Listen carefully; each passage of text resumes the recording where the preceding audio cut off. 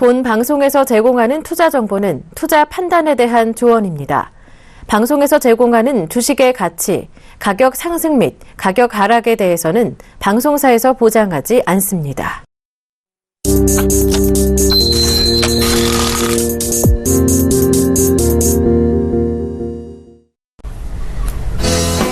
네, 시청자 여러분 안녕하십니까? 대박플러스의 권혜인입니다.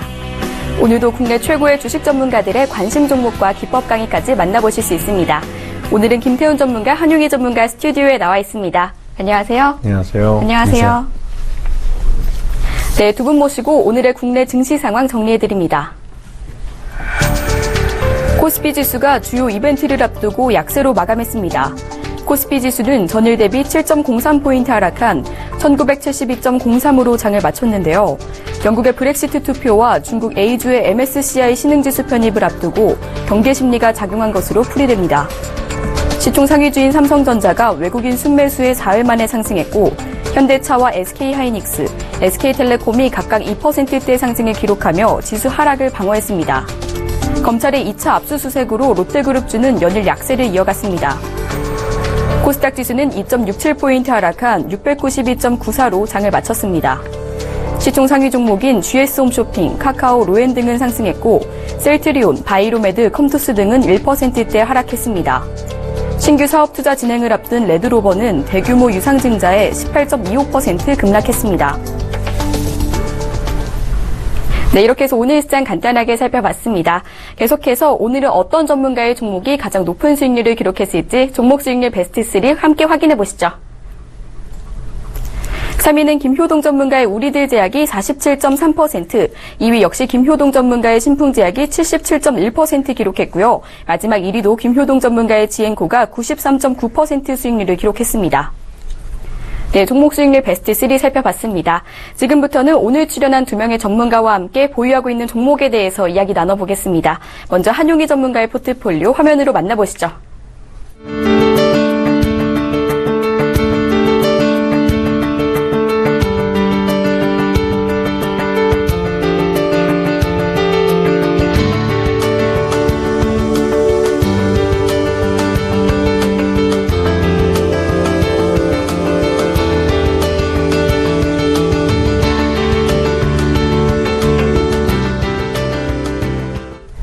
네, 한용희 전문가의 포트폴리오 살펴봤습니다. 종목에 대한 자세한 이야기 부탁드립니다. 네, 시청자 여러분 반갑습니다. 오늘 화요일날 언제나 찾아뵙는 한용희 전문가입니다. 오늘 리뷰를 드린 종목은 두 종목을 좀 가져와 봤습니다. 먼저 우리넷이라는 종목을 가져왔는데요. 그 리뷰를 해드리도록 하겠는데요. 제가 우리넷은 사실 조금 제가 말씀드린 지는 좀 기간이 좀 지났죠. 근데 그 이후부터 사실 저점을 계속 높여주면서 좋은 흐름을 보이고 있는 모습을 보이고 있습니다. 지금 저점을 높이고 있는 부분 보이시나요? 이 부분이라든지 저점을 계속 높여주는 부분이 있었죠. 근데 우리가 이 기울기가 조금 완만하다라고 해서 우리넷이라는 종목을 좀 무시하면 안 되는 게 M&A 이슈가 이제 곧이어 이제 좀 이슈가 나올 거예요. 왜냐하면은 이제 LNS 벤처 캐피탈이 이제 매각 시기가 조금 도달함에 따라서 이제 우리넷 또한 가격이 높아져야지 파는 사람한테는 유리할 거 아니에요. 그러니까 이제 LNS 벤처 캐피탈이 이 주가를 어떻게 방향성을 갖고 갈지가 가장 지금 주목이 되는 시점이고요. 주가가 지금 사실 상승을 하면서 계속 거래량이 가끔씩 터져주고 있습니다. 이런 부분 보시면은 사실 기간적으로 보시면은 비율이 굉장히 비슷합니다. 비율적으로 보시면은 1대1 비율로 거래량이 터져주면서 양봉을 계속 나타내주면서 주가가 계속 올라가고 있죠. 그렇기 때문에 우리넷은 향후에도 정말 긍정적이고 이 매각 시기가 점차 도달함에 따라서 여러분들이 이 우리넷을 조금 주목하셔야겠죠. 그리고 매각 이슈가 나왔을 때는 여러분 조금 리스크 관리를 하셔야 됩니다. 그리고 청담러닝을 봐드리도록 할 텐데요.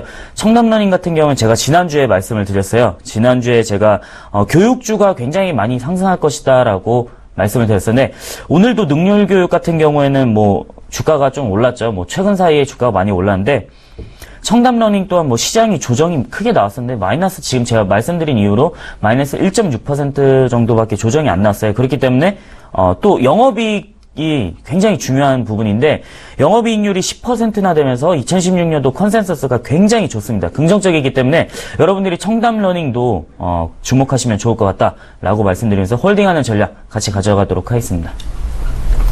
네, 계속해서 김태훈 전문가의 포트폴리오도 화면으로 만나보시죠.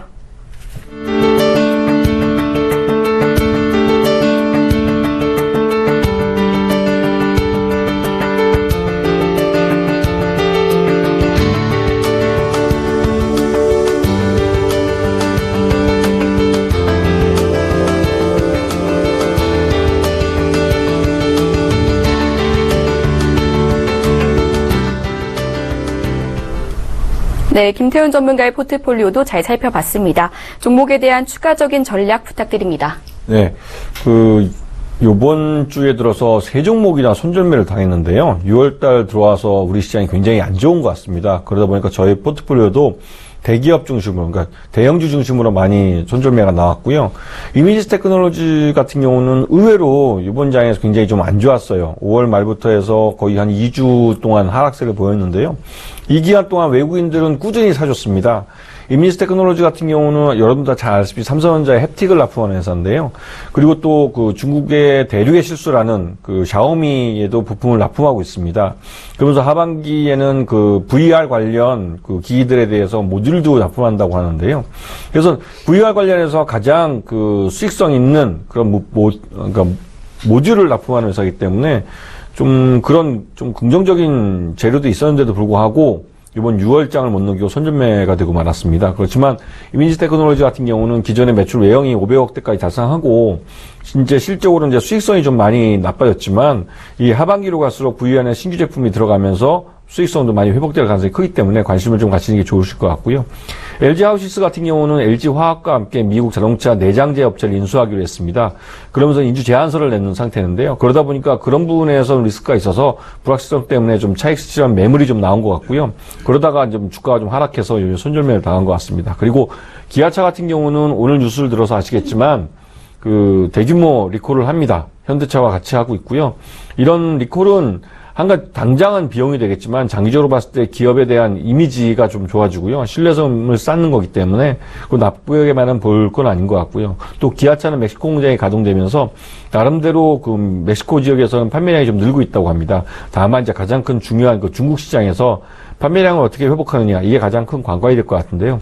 하반기 들어와서 지금 기아차와 현대차가 보다 공격적인 마케팅을 하고 있기 때문에 그런 부분에 좀 주목해서 보실 필요가 있을 것 같습니다. 참 아쉽게도 다 손절이 돼서 참 안타까운 마음이 좀 듭니다. 네, 두 전문가의 보유 종목에 대해서 이야기 나눠봤고요. 계속해서 오늘의 첫 번째 기법 강의 화면으로 만나보시죠. 오늘의 첫 번째 기법 강의는 기본부터 실전까지 매매 기법의 노하우를 알려드리는 한용희 전문가입니다.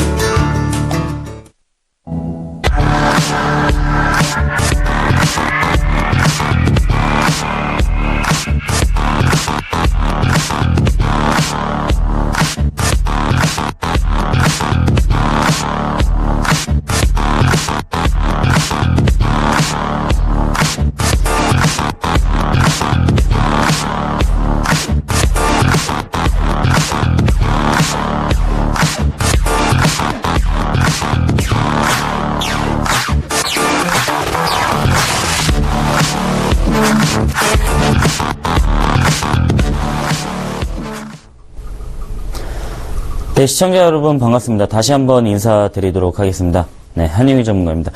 오늘 제가 기법 강의를 해드리기보다 여러분들이 이제 시장에서 어떻게 대응을 해야 될지, 그리고 조금 장기적으로 바라봤을 때 2017년도에는 어떤 종목을 사야 될지, 그리고 어떤 이슈가 있는 종목을 사야 될지 조금 미리 알아보는 시간을 좀 가져보도록 하겠습니다. 여러분들 최근에 가장 이슈가 많았던 관련주들이 있을 거예요.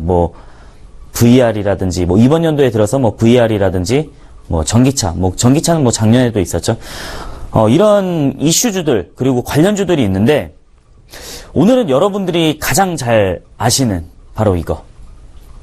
대선에 관련돼서 오늘 조금 알아보도록 하겠습니다. 여러분들이 대선 이슈라고 하면은 종목들 굉장히 많이 하세요. 보통 개인 투자자분들이 대선 관련주라고 하시면은 거의 종목을 외울 정도로 많이 아시는데, 근데 이 흐름이 어떻게 나온지는 사실 알고 계시는지는 모르겠습니다. 근데 오늘 제가 가져온 그 종목들, 예시들을 갖고 한번 같이 알아보도록 하겠습니다. 자, 대선 관련주. 자, 이제 19대 대선 언제 있죠? 2017년도 12월 20일에 있습니다. 자, 얼마 남지는 않았습니다. 얼마 남지는 않았어요. 뭐 1년 조금 더 남은 기간이기는 한데, 여러분들이 지금 뭐 대선 바로 직전에 이런 종목들이 뜰 것이다 라고 많이 말씀들 하시는데, 사실 과거 데이터를 보면 어때요? 대선 관련주들 뭐 18대 대선이라든지 17대 대선이라든지 뭐 여러 이슈들 관련주들이 많이 나왔죠. 뭐 그 중에서도 기간적인 면을 보시면은 대선은 바로 직전에 뜨진 않습니다. 사실 1, 2년 전부터 이슈를 형성해 나가면서 가격을 올려 나갑니다. 그거는 이제 차트상으로 제가 좀 보여드리도록 하겠는데요. 요 근래에 뭐 반기문 유엔 사무총장 관련해서도 뭐 종목들이 있었죠. 이런 부분을 여러분들 사실 뭐 무슨 누구 관련주다 뭐 옷깃만 스쳐도 진짜 대선 관련주는 상한가를 가잖아요. 그러니까 여러분들 오늘 조금 주목을 하셔야 되는 게 이 대선 관련주에 대해서 조금 자세히 알아보도록 할게요. 자, 어떤 게 있냐? 18대 대선을 리뷰를 통해서 이제 19대 대선을 조금 알아보도록 하겠습니다. 자, 먼저 18대 대통령 관련주를 분석을 하겠는데요. 종목은 아가방 컴퍼니를 제가 한번 예시로 들고 와봤습니다. 자, 전체적인 면을 보시면은 2011년도 2월부터 2011년도 12월까지 약 1년간의 기간이었죠. 약 1년간의 기간인데, 자, 파동을 보시면은 일봉 차트예요. 일봉 차트. 자, 세 차례 파동이 크게 나온 거 보이시죠? 첫 번째 파동 2011년도 2월달, 그 다음에 2차 파동은 2011년도 7월, 3차 파동은 2011년도 12월. 그러면 세 차례 파동 중에 전기간에는 몇 %나 상승을 했을까요? 907%나 상승을 했다라는 겁니다. 자, 어마어마한 상승이죠. 이런 거는 정말 뭐 재료가 아닌 이상 뭐 실적 면에서도 갈 수가 있지만은 우리가 어떠한 이슈가 뭐 큰 이슈가 있지 않는 이상 이렇게 수익률을 가져가기는 힘들어요. 근데 세 차례 파동을 보시면은, 자, 1차 파동을 자세히 봐볼게요. 여기서 우리가 주목해야 될 것은 무엇이냐? 바로 5일선의 이격도라는 거예요. 5일선의 이격도인데, 우리가 5일선 이격도가 약 10% 이상? 자, 10% 이상 벌어진다라고 하면은 이거는 주목을 하셔야 돼요. 그리고 거래량이 터져주면서 대선이 있기 1, 2년 전부터 이슈가 나오겠죠. 이슈가 나오면서, 자, 첫 번째는 이슈가 나와야 한다. 이슈가 형성돼야 된다. 두 번째, 거래량이 터져줘야 된다. 거래량. 자, 세 번째, 뭘까요? 바로 이거예요. 이격도. 5일 이격도 10% 이상 나와줘야 된다. 자, 이슈를 형성해 나가면서 거래량이 터져주고 5일선 이격도가 10% 이상 나온다? 그러면은 여러분들 수익률이 이 정도 나온다는 거죠. 과거 데이터를 볼 때 그래요. 자, 몇 거래일이에요? 2011년도에는 상승폭이 상한가가 30%가 아니었어요. 15%였단 말이에요. 그래서 우리가 와, 10%만 올라도 엄청나게 많이 오른 것 같이 느껴져요. 지금 뭐 30% 여러분들 뭐 상한가 친 종목을 봤을 때 내 종목이 10%만 가져갔는데 다른 사람이 매수한 거는 30%가 올랐어요. 그렇게 된다라고 하면은 여러분들 상대적 박탈감을 느끼실 겁니다. 그 정도로 우리가 지금 상승폭이 굉장히 둔감해져 있어요. 근데 지금 7거래일 만에 수익률이 85% 났다라는 거는 예전에 이제 15%가 상한가였을 때 굉장히 많이 올랐다라는 거예요. 자, 두 번째 화면. 2차 파동인데 2차 파동 역시 이격도가 거래량이 터져주면서 이격도가 17%나 벌어졌습니다. 자, 진짜 중요해요. 이격도 17%. 수익률이 7거래일 만에 72%가 나왔죠. 1차 파동이 더 큽니다. 자, 3차 파동. 5일선 이격도 역시 10% 이상 나와졌습니다. 거래량 터져주고 있죠. 그리고 수익률 10거래일 만에 120% 나왔습니다. 자, 아가방 컴퍼니의 1년 동안의 3차 파동의 수익률 알아봤고요. 자, 두 번째, 동양물산입니다. 동양물산 같은 경우에도 3차례의 상승 파동이 포착이 됐습니다. 전기간 동안의 수익률, 아가방 컴퍼니보다는 조금 적습니다. 324%인데, 자, 1차 파동, 2차 파동, 3차 파동 있습니다. 자, 2010년 12월부터 2011년 12월까지 약 1년 동안의 기간이죠. 보통 대선 관련주들은 이제 1년 동안에 약 1에서 2년 전에 그 1년 동안 사이에 파동이 굉장히 많이 나옵니다. 여러분들이 이 시점을 미리 포착하셔야 돼요. 우리가 만약에 이 파동으로 봤을 때, 미리 이 바닥에서는 못 잡아도 중간 라인에서만 잡아도 아까 1차 파동 때 어때요? 1차 파동 때만 해도 40% 이상 수익률을 가져갈 수가 있겠죠. 그래서 세 차례 상승 파동이 포착이 됐는데, 자, 자세하게 좀 알아보도록 하겠습니다. 1차 파동, 이격도가 몇 %입니까? 16%라는 거예요. 자, 10% 이상 나왔죠? 10% 이상. 10% 이상 나오고, 8거래일 만에 수익률이 131%가 나왔습니다. 굉장히 큰 거예요. 이때도 15%예요. 상한가가. 15%. 근데 여러분들 과거에 보셨을 때 지금 기준 말고 과거에 131% 올랐다? 완전 대박이었어요. 진짜. 완전 8거래일 만에 131%면 잔치할 정도죠. 잔치할 정도인데 이 정도 흐름이 나온다라고 하면은 여러분들 거래량이 터져주고 이슈가 형성되고 이격도가 10% 이상 벌어지는 시점을 포착하게 된다라고 하면은 이런 수익률 현재로선 더 많이 가져가실 수 있겠죠. 2차 파동 11.52%입니다. 수익률 38%. 둔감하신가요? 아닙니다. 굉장히 아니에요. 그렇게 생각하시면 안 돼요. 예전에는 15%였다니까요. 자, 17거래. 조금 길긴 합니다. 긴 기간에 비해서 수익률은 어느 정도 조금 둔감하다라고 보실 수도 있어요. 너무 앞에 많은 수익률을 보여드렸기 때문에. 자, 3차 파동. 역시나 13%. 거래량도 전일 거래에 대비해가지고 2배 이상 나타나줍니다. 2배 이상. 그리고 수익률은 100% 정도. 자, 세 번째 마지막 종목. 이거는 이제 2010년 12월부터 이 동양물산 같은 경우에도 똑같이 앞에 파동과 좀 다르게 제가 좀 자세하게 알아봤습니다.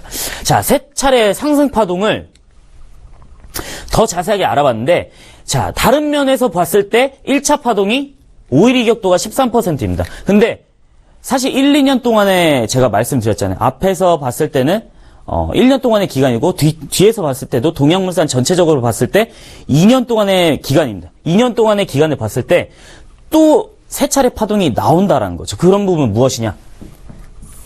이격도와 거래량을 보시면 됩니다. 사실 2011년 12월 달에도 이슈가 굉장히 많이 나왔어요. 동양물산 같은 경우에도. 우리가 예전에 시멘트, 동양시멘트 관련해서도 이슈가 있었고, 여러 종목이 있었잖아요. 근데 수익률을 봤을 때 또 밀리지 않는다는 겁니다. 대선 관련주는 한번 나왔을 때 재료가 나오고 나서 바로 소멸이 되지 않고 누가 뭘 한다라고 하면은 또 이슈가 형성이 되고 또 어디를 방문했다라고 하면은 또 이슈가 뜹니다. 그리고 누구 대표이사와 만났다라고만 해도 그 종목 어때요? 요즘 상한가 30%인데 30% 그냥 가버리죠. 그렇기 때문에 그 매수의 힘이 어마어마하게 응축이 된다라는 거죠. 그렇기 때문에 대선 관련주가 이제 계속 나타날 거예요. 지금부터 이슈가 나오면서 자, 지금 딱 거의 1년 반이죠. 1년 반인데 지금 시기가 딱 적절하단 말이에요. 여러분들이 생각하시는 대선 테마주의 시기가 딱 적절합니다. 과거 데이터를 봤을 때. 그러면 여기서 여러분들이 보셔야 될 건 무엇이냐? 자, 우리가 이슈는 추적할 수가 없어요. 첫 번째로 이슈는 추적할 수가 없습니다. 이거는 불확실성인 이슈이기 때문에 자, 잠시만요. 이슈는 추적할 수가 없기 때문에 첫 번째는 배제를 하고 두 번째, 세 번째를 봐야 된다는 겁니다. 두 번째, 세 번째가 무엇이냐? 거래량. 두 번째가 거래량이었고 세 번째가 이격도. 자, 거래량만 이격도만 보셔도 거래량이 터져주면서 이격도가 10% 이상 나왔네? 그럼 오늘의 뉴스를 좀 찾아볼까? 라고 하시면 역추적 방법으로 여러분들이 대선 관련주를 좀 잡으실 수 있겠죠. 그러면 수익률이 171%, 2차 파동도 역시 33%, 6거래일 만에. 그리고 3차 파동 20%, 3거래일 만에. 여러분들이 이렇게 이격도만 보셔도 5일 이격도가 사실 단기적인 면으로 봤을 때 가장 잘 쓰이는 보조지표이면서 이평선이기 때문에 지금 이격도를 잘 보셔야 되는 게 단기적인 관점에서 가장 잘 맞아 떨어지거든요. 그렇기 때문에 여러분들이 이거를 잘 쓰셨으면 좋겠다는 거예요. 이거는 별표 제가 쳐드리도록 할게요. 그리고 여러분들이 가장 좋아하시는 종목도 설명드리기 전에 총 정리를 해드리자면 이제 대선은 1년 전부터 앞서 말씀드린 거는 1에서 2년입니다. 자, 글씨가 잘 안 써지네요. 1에서 2년 사이. 전 사이에 많이 포착이 되고, 새 파동을 잘 보셔라. 세 개의 파동을 잘 보셔야 되는데, 그 부분에서 거래량과 이격도를 꼭 보셔야 된다는 거. 그리고 첫 번째 파동이 보통은 가장 큰 수익률을 나타내기 때문에 우리가 조금 미리 빨리빨리 캐치하는 능력도 있어야겠죠? 그러면 종목을 오늘 또 말씀드려야겠죠? 오늘 종목은 보령제약이라는 종목인데, 자, 보령제약 여러분들 많이 들어보셨을 거예요. 제가 2016년도에는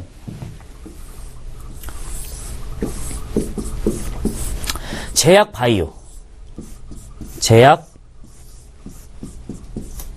바이오다. 오늘 같은 경우에도 오늘 시장 여러분들 조정이 나왔다라고 하지만 장 초반에 바이오 업종이 굉장히 낙폭이 컸어요. 거의 2% 가까이 하락하는 폭이 나왔었는데 지금 종가로 봤을 때 어때요? 장 마감하고 봤을 때 거의 보합권 수준이에요. 바이오 업종 지금 보시면 코스피 바이오 업종이 거의 0.25% 하락을 했단 말이에요. 그만큼 돌려지는 구간이기 때문에 오히려 그리고 제약주가 굉장히 강한 이유가 우리가 아프다고 경기가 불황일 때 제약을 안 사 먹을 수가 있습니까? 약을 안 사 먹고 유틸리티주 같은 경우에는 한국전력 전기를 안 쓸 수가 있습니까? 통신을 안 할 수가 있어요? 우리가 시장이 약세일 때는 유틸리티주와 제약 바이오를 좀 많이 보셔야 된다는 거예요. 아시겠나요? 그리고 제약 바이오주는 2016년도에도 역시나 크게 시세가 나올 것이다 라는 점을 좀 알아두시고 2015년도가 끝이 아닙니다. 그렇기 때문에 보령제약도 이 카나프 복합제 출시 임박 관련 이슈와 2017년도 성장을 주도할 이 카나프 복합제 그리고 역시 향후 신약도 있습니다. 17년도 18년도 고지혈증 복합제도 연속 출시를 하면서 이미 대기돼 있는 성장 주도는 많다라는 거죠. 그리고 금년 하반기에 고혈압 복합제가 해외 판권 수출로 인해서 로열티가 발생을 할 것이다라는 모멘텀적인 요소. 그래서 제가 목표가는 9만 원, 손절가는 6만 2천 원으로 제시해 드리도록 하겠습니다. 감사합니다.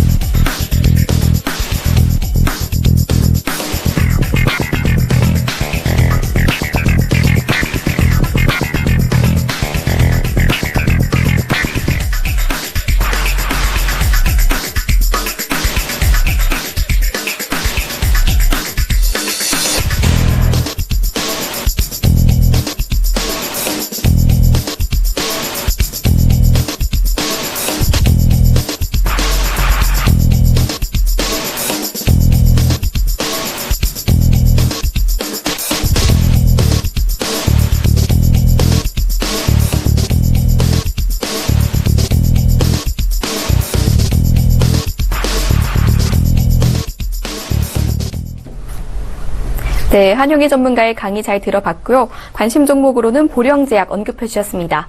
계속해서 두 번째 강의 이어갑니다.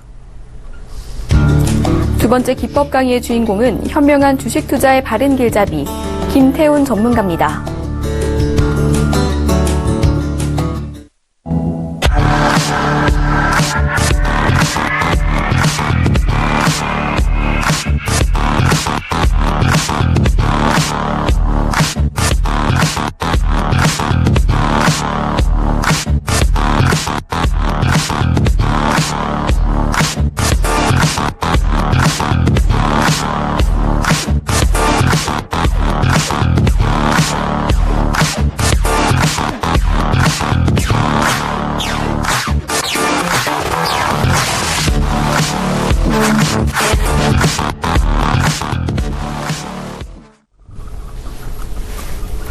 안녕하십니까. 이번 주에는, 지난주죠. 지난주에는 한국은행의 기준금리 이벤트가 있었습니다. 그리고 오늘 새벽, 내일 새벽이죠. 내일 새벽에는 미국의 FOMC에서 미국의 기준금리를 결정하게 됩니다. 이런 기준금리가 결정되면 이런 거에 따라서 시장이 어떻게 영향을 받는지 궁금해 하시는 분들이 많으신데요. 그 금리와 그 주가와의 상관관계를 한번 설명을 드리겠습니다. 보시게 되면 이 금리를 먼저 아시려면 이제 중앙은행의 역할을 아셔야 됩니다. 중앙은행, 우리나라 같은 경우는 한국은행이죠. 미국은 FRB라고 해서 따로 있고요. 우리 한국은행이 이 중앙은행으로서 해야 되는 일들, 우선은 이제 통화 관리를 해야 됩니다. 통화. 말 그대로 돈이 우리 원화 화폐가 이 사회, 우리 경제에 얼마나 많이 나가 있는지, 또 유통되고 있는지, 이런 것들을 이제 관리를 하는 건데요. 그걸 하기 위해서 총 통화량을 조절하기 위해서 지급 준비율이라는 걸 조절하고요. 또 기준금리를 조작을 합니다. 근데 지급 준비율이라는 것은 이 한국은행은 은행의 은행입니다. 즉, 시중은행들이 1,000원이라는 돈이 자기네 손님들로부터 돈을 받게 되면, 예금을 받게 되면 그 중에 의무적으로 지급 준비율만큼 중앙은행에다가 예금을 해야 됩니다. 그럼 1,000원을 예금을 받아서, 시중은행이 1,000원을 예금을 받아서 그 100원을, 의무적 10%인 100원을 중앙은행에 예금을 하면 그 900원을 갖고 또 추가적인 대출을 일으켜서 익힐 수 있는 거죠. 그래서 이런 식으로 해서 계속 추가적으로 계속 대출을 일으키다 보면 굉장히 큰, 실제로 이제 중앙은행이 발행한 화폐량보다도 더 많은 신용을 창출해낼 수가 있습니다. 그런 양을, 통화량을 조절해서 또 시중에 있는 돈의 양을 조절해서 경기의 완급을 조절하는 그런 역할을 이제 중앙은행이 하게 됐죠. 그래서 이 지급 준비율을 조절하는 것이 하나 있고, 또 기준 금리를 갖고 이걸 조절하는 방법이 있습니다. 지난주에 있었던 그 이벤트는 바로 기준 금리를 결정하는 거였죠. 금리가 높거나 높아지거나 낮아지는 거에 따라서 시중에 있는 통화량이 조절이 되는 겁니다. 그럼 이런 시중에 있는 통화량을 조절해서 무엇을 얻을까요? 바로 그 인플레이션을 막는 겁니다. 이 중앙은행의 가장 큰 역할은 인플레이션 파이터라고 해가지고 인플레이션을 미리 예방하고 경기가 과열되는 걸 막는, 그리고 또 그걸 예측해서 시중의 그 경기를 좀 완급을 조절하는 그런 역할을 이제 한국은행 같은 중앙은행이 해주는 거죠. 그래서 이 금리 조작은 한국은행에서 가장 큰 역할 중에 한 가지입니다. 그래서 이번에 이번에 저희 한국은행에서는 그 금융통화위원회라는 걸 열어서 이 기준금리를 인하를 했습니다. 그만큼 이제 그 중앙은행에서 시중에다가 시중은행들이 예금하는 것에 대해서 이제 이자를 조금 주는 거죠. 그만큼 이제 시중금리가 낮아지는 효과가 나오고요. 그러면 그만큼 그 대출을 쓰는 기업이나 가게의 부담이 좀 덜어지겠죠. 솔직히 이번에 한국은행이 이번에 네 분이나 되는 금융통화위원회 위원이 한꺼번에 바뀌게 되는 첫 번째 날이었는데 의외로 기준금리를 공격적으로 낮췄어요. 그러면서 이제 바로 이제 코앞에 미국의 6월 기준금리 인상설이 있었는데도 불구하고 내린 것은 미국이 5월 고용지표가 좀 부정적으로 나왔기 때문에 6월 달에 기준금리를 올리지 못할 것이라고 판단을 한 것 같습니다. 한국은행 금융통화위원들이 제대로 판단했기를 바라면서 일단은 우리 한국은행 그렇게 판단을 했고요. 판단해서 기준금리를 낮춘 거에 대해서 증시는 좀 부정적으로 반응하는 것 같습니다. 지금 보시게 되면 한국은행이 기준금리를 1.5%에서 25 베이시스 포인트만큼을 낮추면서 1.25%까지 금리를 낮췄습니다.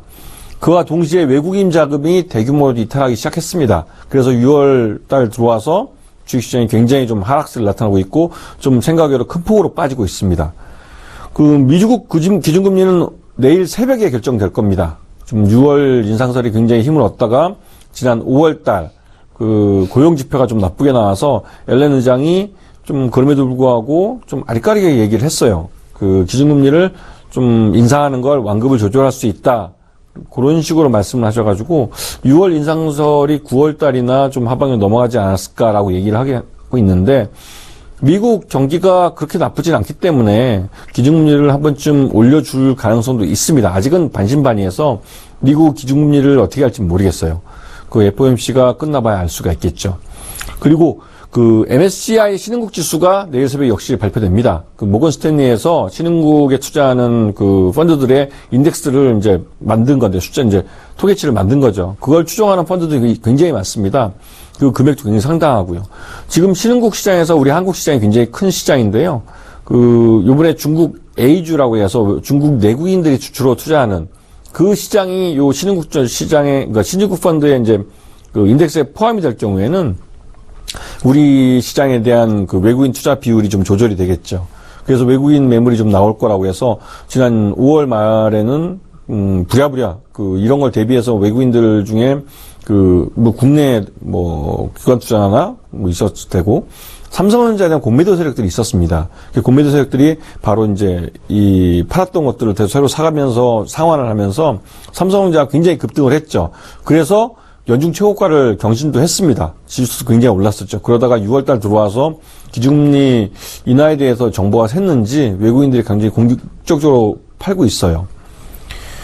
이 신흥국 A 주식 이게 모건 스탠리 인덱스에 편입된다는 게 그 과연 시장에 큰 충격을 줄 수 있는 요소이냐? 이거는 좀 생각을 좀 다시 해봐야 될 것 같습니다. 이미 그 중국 시장에 있는 우량 주식들은 뭐 미국 뭐 뉴욕 증시나 나스닥 증시에 상장이 돼 있기 때문에 외국인들이 충분히 사고 있고요.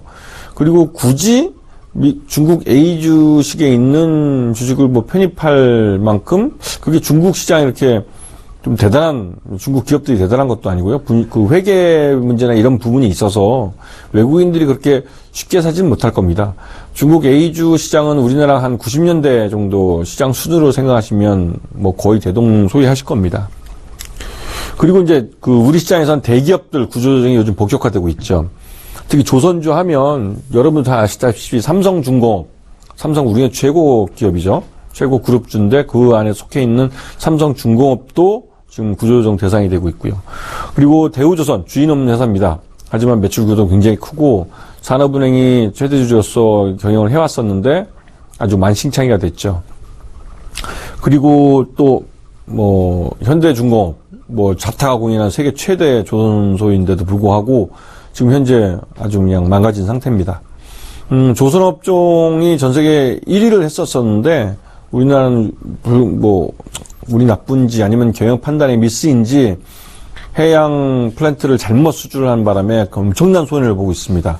그 기술력이 좀 딸리는데도 불구하고 너무 저가 수주에 나서서 2008년도 금융위기 이후 공장을 돌리기 위해서, 그러니까 도크를 비우지 않기 위해서 무리하게 수주한 것들이 악재가 돼서 부메랑이 돼 돌아온 것이죠. 그리고 해운주, 여러분 잘 아다시피 현대상선이나 뭐 한진해운 둘 다 뭐 우리가 국적사지만 굉장히 좀 큰 회사이고, 근데 두 회사 다 좀 부실 규모가 많아서 이 두 회사를 지금 들리는 말에 의하면 뭐 산업은행의 자회사를 만들어서 합병을 시킨다 이런 스토리가 좀 있는 것 같습니다. 그렇게 될 경우에는 말 그대로 산업은행이 또 이런 재벌 대기업을 계열사로 가져가는 대우조선과 같은 형태가 돼버리는데요. 좀 그래서 좀 문제가 좀 있어요. 현대상선은 일단 용선료 기존에 비싸게 그 호황일 때 비싸게 빌린 용선료에 대해서 할인을 뭐 해가지고 다시 또 가격 조정이 됐는데 한진해운 쪽은 아직 그게 안 됐죠. 그래서 이 법정화리 갈 수도 있고요. 그런 리스크가 있습니다. 불확실성이 계속 있는 거죠. 그리고 그 한진해운 쪽은 좀 복잡한 것 같습니다. 최대주 쪽인 이제 조양호 회장 쪽에서 오너 일가가 사회 출연, 경영 실패에 대한 책임을 지는 의미에서 사회 출연에 대해서 좀 어떤 정도 좀 의미 있는 행동을 좀 보여줘야 되지 않느냐는 걸 채권단이 좀 주장하고 있는 것 같은데요. 뭐 자본주의 논리로 봐서는 안 되는 거죠. 왜냐면 주주는 딱 주주의 자기 갖고 있는 주식 지분만큼만 손해보면 되는 거니까 책임을 지면 되는 건데 그 이상을 요구하는 것이라 이건 항상 구조조정 과정에서 나왔던 얘기들입니다.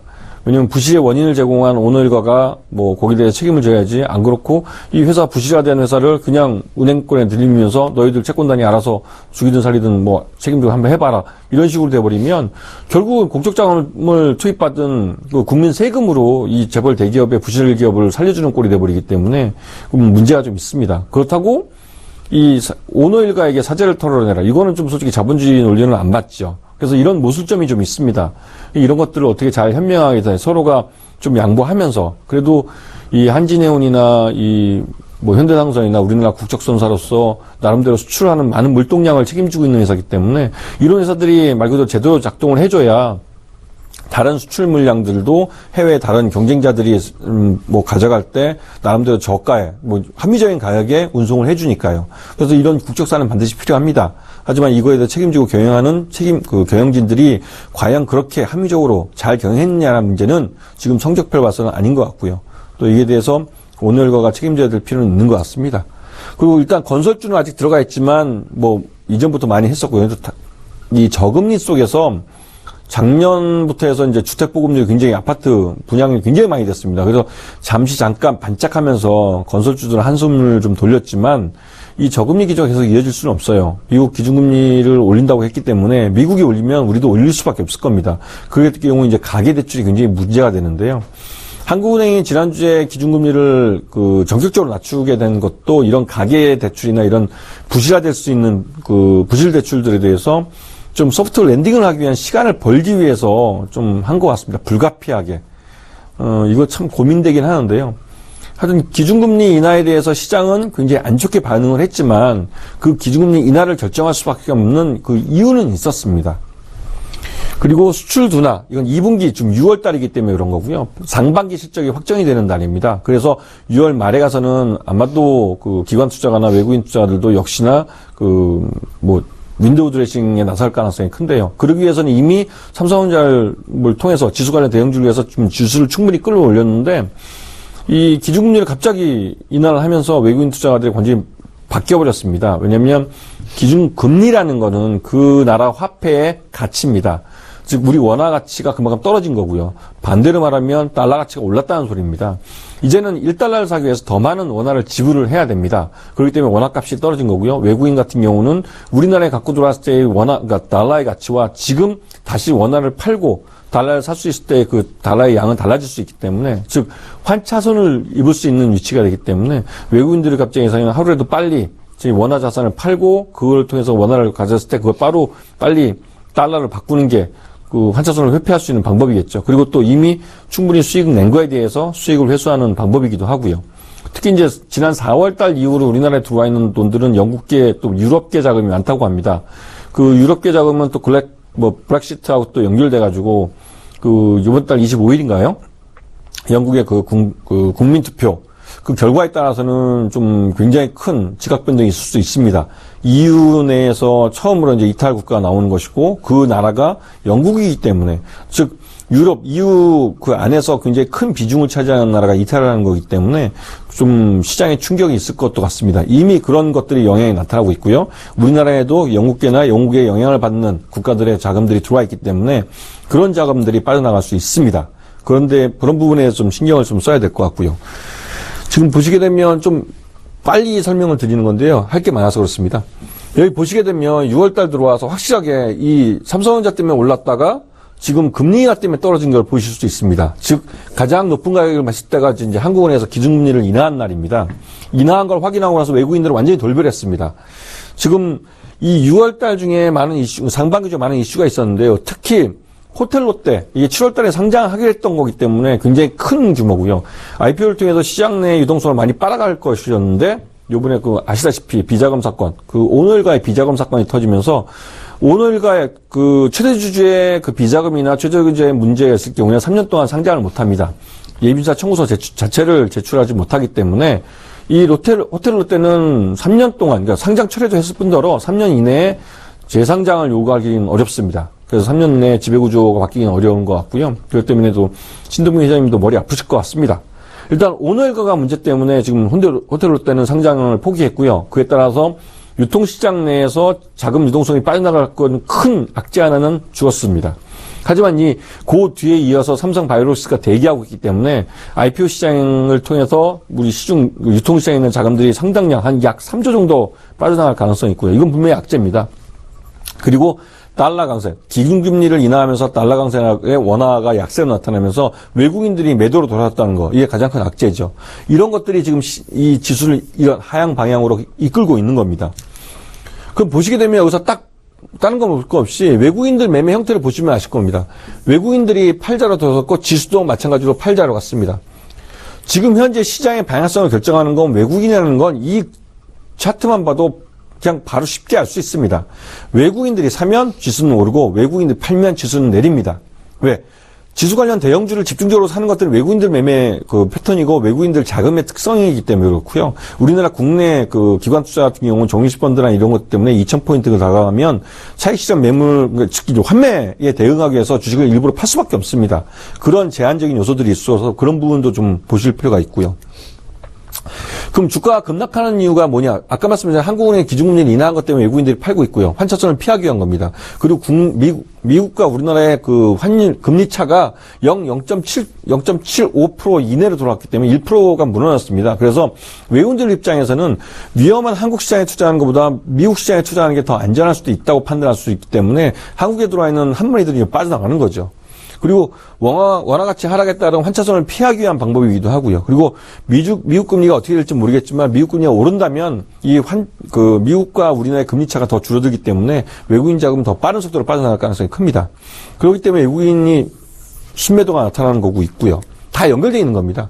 그럼 이럴 때는 시장이 어떻게 대응해야 되냐? 기본적으로 불확실성이 클 때는 현금 보유를 늘려야 됩니다. 근데 이제 와서 현금을 늘리기 위해서 손절매를 치든지 손해보는 걸 억지로 눈물 머금고 팔아야 되는데 그게 너무 아깝지 않습니까? 종목을 바꾸셔야죠. 1분기 실적이 우량한 종목으로 바꾸시는 게 좋습니다. 실적이 좋은 종목은 실적대로 주가가 나타납니다. 그렇기 때문에 1분기 실적이 검증된 종목들을 바꾸시는 게 좋고요. 그리고 지금 공시와 뉴스를 자세히 보셔야 됩니다. 왜? 6월 달이 끝나면 2분기 실적이 발표됩니다. 7월 달부터 7월 말부터 해서 이 실적이 발표되기 시작하는데요. 뉴스와 공시를 보시게 되면 이 2분기 때 어떤 수주를 많이 했거나 어떤 그런 실적이 좋아지는 뉴스들, 호재성 재료들을 갖고 있는 종목들이 있습니다.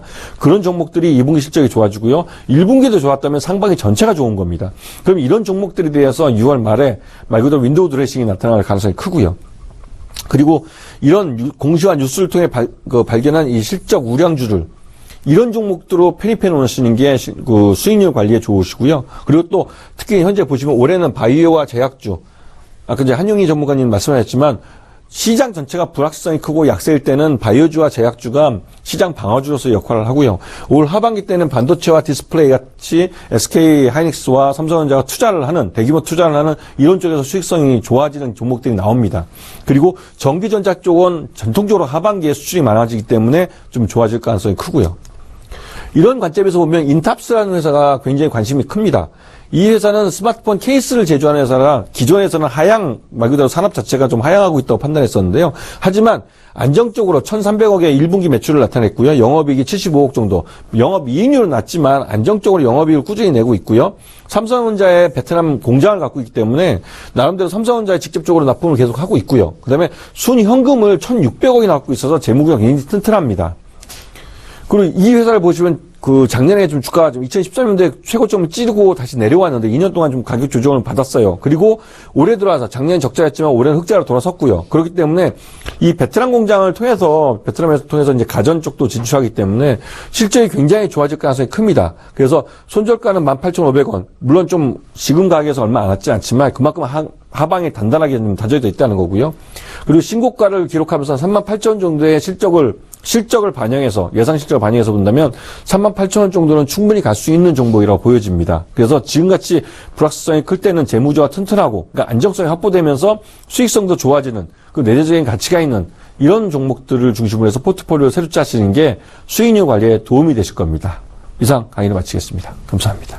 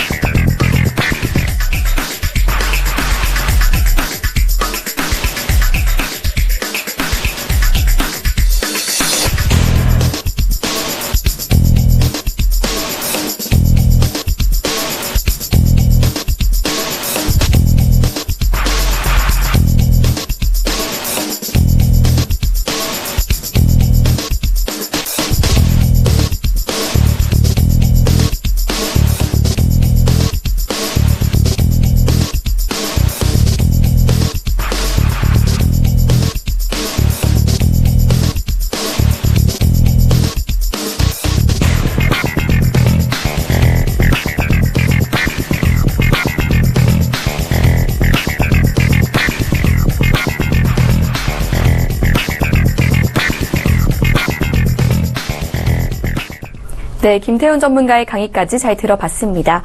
대박 플러스 오늘의 무료 방송은 한용희 전문가님께서 준비하셨죠? 네, 오늘 무료 방송도 제가 진행을 하도록 하겠는데요. 여러분들 어제 오늘 시장 상황 속에서 되게 혼란스러운 종목들도 많았고, 굉장히 당황하셨을 거라고 생각을 많이 합니다. 여러분들 지금 좀 조정이 나왔거나 좀 하락했던 종목들을 어떻게 해야 될지 제가 바로 종목 상담 해드리니까요. 우측 상단에 전화번호 주셔가지고 바로 참여하시는 방법 안내 받으시고 기법도 오늘 드린 대선 관련주라든지 예전에 있었던 기법 강의 자료들도 다운받아서 한번 참여해 주시면 여러분들 계좌 따뜻하게 가져갈 수 있을 거라고 생각하고 있습니다. 네, 저희 대박 플러스 준비한 순서는 여기까지입니다. 저희는 내일 다시 찾아뵙도록 하겠습니다. 시청해주신 여러분 고맙습니다.